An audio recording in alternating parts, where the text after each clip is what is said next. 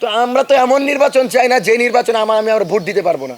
আমরা তো এমন নির্বাচন চাই না যে নির্বাচনে আমি ভোট দিতে যাব আর জোর করে বলবে উমুক প্রার্থীতে ভোট না দিলে সমস্যা হবে। এমন নির্বাচন তো আমরা চাই না। সেজন্য আমি বলেছি যে এমন পরিস্থিতি যদি থাকে তাহলে 12 তারিখ কোন নির্বাচন হবে না। কিন্তু এই বক্তব্যের জন্য ইতিমধ্যে আমাকে হুমকি দামকি দেওয়া হচ্ছে।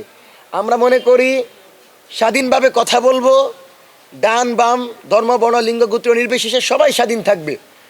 এবং বাংলাদেশ টাইমসের সাংবাদিকদেরকে উঠিয়ে নিয়ে গিয়ে বাংলাদেশের সামরিক বাহিনী যে কাজ করেছে আমরা তার নিন্দা এবং প্রতিবাদ জানাই। আমরা মনে করি সরাসরি সেনাবাহিনীর পক্ষ থেকে এ ব্যাপারে ক্ষমা চাওয়া উচিত। কারণ সাংবাদিকরা যদি হুমকির মুখে পড়ে যায়, সাংবাদিকরা যদি সামরিক বাহিনীর দ্বারা আক্রান্ত হয়, তাহলে তো বাংলাদেশের সাংবাদিকদের কোনো দরকার নাই, যদি সত্যই প্রকাশ করতে না পারে। সেজন্য আমরা এ ব্যাপারে প্রতিবাদ জানাই। পাশাপাশি আপনাদেরকে কিছু বার্তা দেই।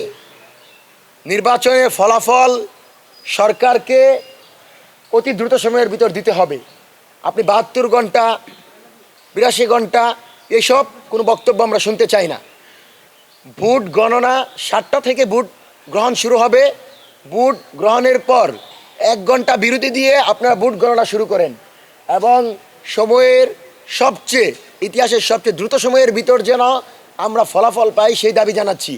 প্রতিটি কেন্দ্রে ইতিমধ্যে সরকার বলেছে যে পরিমাণ ভোট পড়বে সেটা সরকারকে আপডেট জানাতে হবে, কত পার্সেন্ট ভোট পড়েছে। সেই জায়গা থেকে আমরা বলবো শুধু আপডেট সরকার না, প্রকাশ্যে টেলিভিশনে ঘোষণা হবে যে অমুক কেন্দ্রে এত পার্সেন্ট ভোট পড়েছে, অমুক কেন্দ্রে এত পার্সেন্ট ভোট পড়েছে। এবং আমরা মনে করি নির্বাচনের পরে সরকার যানবাহন চলাচলের যে নিষেধাজ্ঞা দিয়েছে সেটিকে কমিয়ে আনা উচিত। নির্বাচনের দিনের পর অর্থাৎ 12 তারিখের পর যানবাহন চলাচল যেন করতে পারে, সরকারকে সে ব্যাপারে আমরা আহ্বান জানাবো, আপনারা বিষয়টি নিশ্চিত করবেন।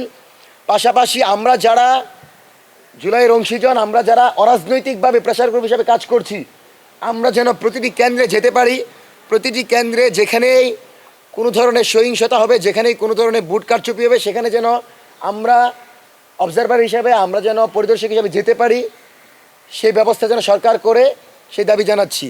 এবং মঞ্চ 24 অফিসিয়ালি বিএনসিসি নিযুক্ত করার ব্যাপারে সরকারকে আহ্বান জানাচ্ছি, আজকে যেন তারা প্রজ্ঞাপন জারি করে বিএনসিসি ক্যাডেটদেরকে যেন নিযুক্ত করা হয়।